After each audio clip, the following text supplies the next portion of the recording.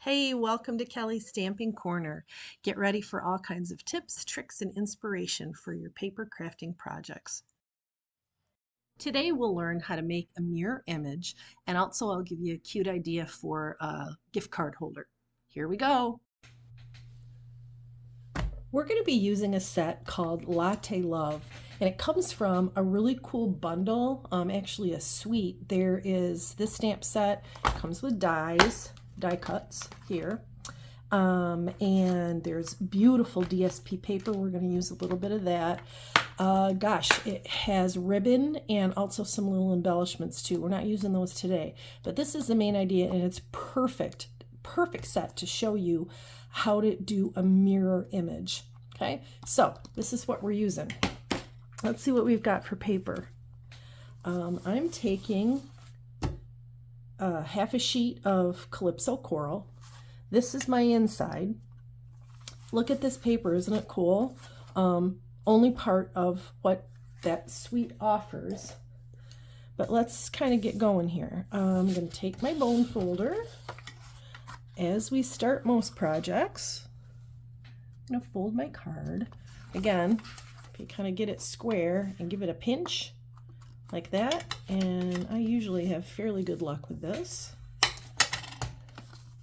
Yep, we're good. Okay, this I'm going to adhere to the front, just like so. So let's go ahead and do that.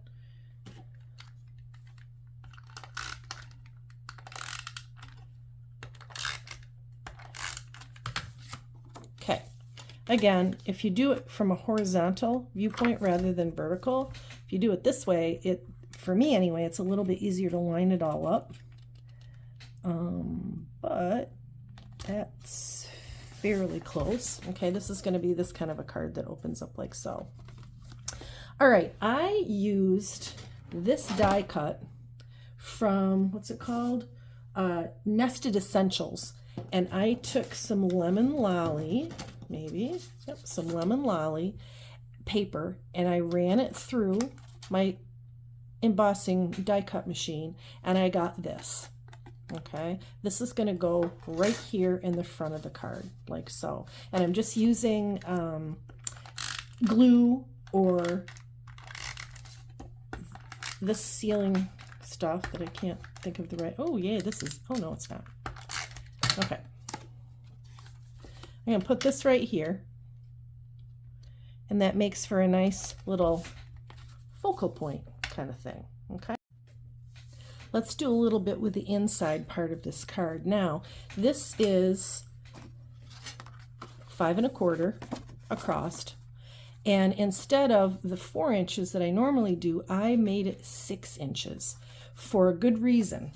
This is going to be a gift card holder, and if you take your paper cutter, and hopefully you can see this, I'm going to score this at 2 inches.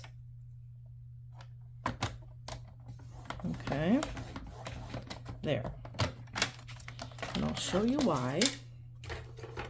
If you take this and fold it up like so, now you've got the size that typically goes in here. But like I said, this is going to be a gift card holder. I'm going to take this beautiful DSP that comes with this bundle, and I'm going to use some tear and tape. Tear and tape you can find on page 116. It's one of those things that you might not notice in the catalog, but this is pretty handy stuff. I'm going to, well, first I'm going to take my hole punch, circle punch. And the way you use these, of course, if I'm doing it like this, I can't see what I'm doing. You can't see where you're putting the paper. So you turn it upside down. I'm going to take this and put it in just about so, and try to center it side to side to make just a little half circle where the gift card's going to go. Give it a little squeeze to get it where you want it, and then with both hands, you punch it, okay? So what we're going to do is we're going to attach this right to the front of this little panel, and you can stick a gift card in there. Isn't that cool? And then once that's done, you can open this up and stamp anything you want. So let's use this tear and tape. It's really, really sticky, and it's perfect for such things. Maybe if I can get it open, we'll see. There we go. Okay, so I'm going to put this tape on 3 sides of this little panel. Obviously, I'm not going to put it here because then you wouldn't be able to ever get the gift card, and that would be a mean trick. All right, I'm lining this up like so. So here we are. I'm going to peel this off, and yeah, that works well. A really easy way to do that is to use my take your pick tool. If you give it a little pull, just like that, the backing peels off really easily. There's that. So I'm going to take this and line it up. Get back to this. We are going to use this coffee cup, and we're going to stamp it twice, but this is the cool part. I don't want 2 coffee cups faced the same direction. I want to have it so one is looking this way and the other one is kind of a mirror image, and that's what I'm going to show you how to do. The first one, I'm using Early Espresso ink.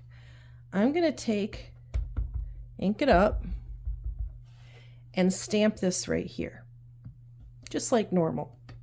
Okay? Isn't that lovely? Just a normal sort of thing. Now, how do I get the reverse side? Let me show you. What you need is this little thing called a silicone craft sheet. Very easy to miss in the catalog. It's on page 127. It's good for all kinds of things. Nothing sticks to it.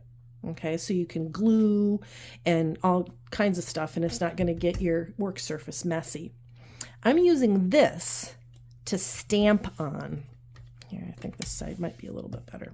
They're both the same, but all right, I'm going to ink this up and get it good and inked. Okay, and look at this. I'm going to stamp this right on this silicone mat. Make sure it's real good in there. Boom. See? Now look at it. I've got ink on this silicone mat. I can flip it over, and hopefully you can see on camera that I can see through it, so I know where to put it. And I'm going to stick it right on my paper.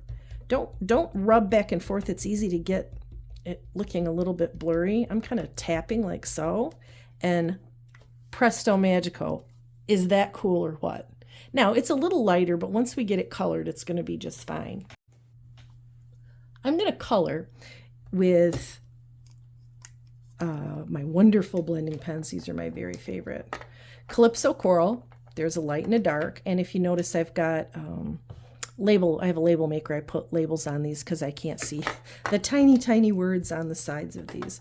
So I'm going to take my dark Calypso Coral, and I'm going to just kind of outline it, and everybody has their own techniques with blender pens, but this is mine. I'm going to try to do this fast. I've got these all done already and cut out, but I'll show you.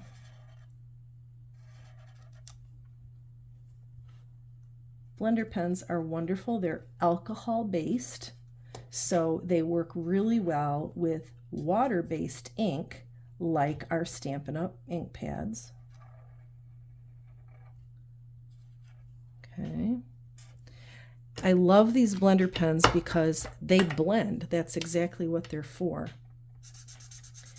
You don't get any lines, and the color just blends together. If you color this and you decide you want it a little bit darker, you can go right back in with a darker color or go over it again. It's really awesome. And while you're watching me color, what else can I tell you about blender pens? Pretty much every Stampin' Up! Color has a blender pen. 2. They come in a set of 2. And again, they're alcohol based, which means they're not going to make what you've stamped, that your image bleed all over the place. These are different than the Stampin' Write markers. Stampin' Write markers are water-based. So if I was using the Calypso Coral Stampin' Write marker on this, it would make my image bleed because it's the same. They're both water-based. So I'm just going to kind of color it in here. Maybe I want a little bit more dark over here. It just blends in beautifully. Okay. I want to add a little bit of coffee in here. So I'm going to take this as part of the set and I'm going to ink it up. But it's going to be too dark if I stamp it on there like so. Okay, so instead what I'm going to do is stamp off and put this on here kind of half strength. See? And I'll do the same thing to this one. Okay. Okay. I fast forwarded and I've got both of these colored. Now, when you go to die cut these, one is easy. Okay, you run it through your die cut machine like so, but how are you going to do this one? Here's the beauty of these wonderful Stampin' Blend markers. Look at it, if you turn it over, it bleeds through a little bit. So you can take your die cut and line it up and run it through, and you've got then 2 coffee cups. Look at that. And you can attach them to your card. Isn't that the coolest thing ever? See, it's kind of like they're cheering. Super cool, huh? All right, we're going to add something else. Put this to the side. I want a little more balmy blue in here. Where's my stamp? These words I'm going to use are from Hooray for Surprises. And see where it says you're simply amazing? I'm going to stamp that with balmy blue.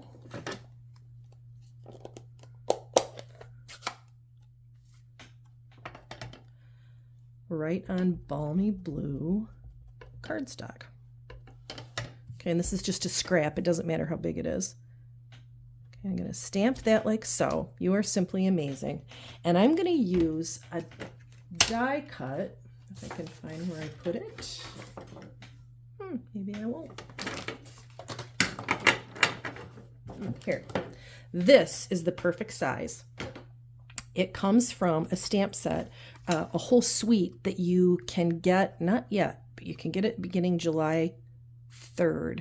It goes with a greeting set, Greetings for All Seasons, and it's a Christmas kind of a thing, but this die cut set is beautiful, and I can show you more about that if you'd like. See how that goes perfect? I'm going to run that through my die cut machine, and what you will have is something that looks like this. Okay, I used a little bit of white twine to attach it just to make it dressed up a little bit. Plus there's a hole, and what are you going to do with that? You don't want to just leave it lonely.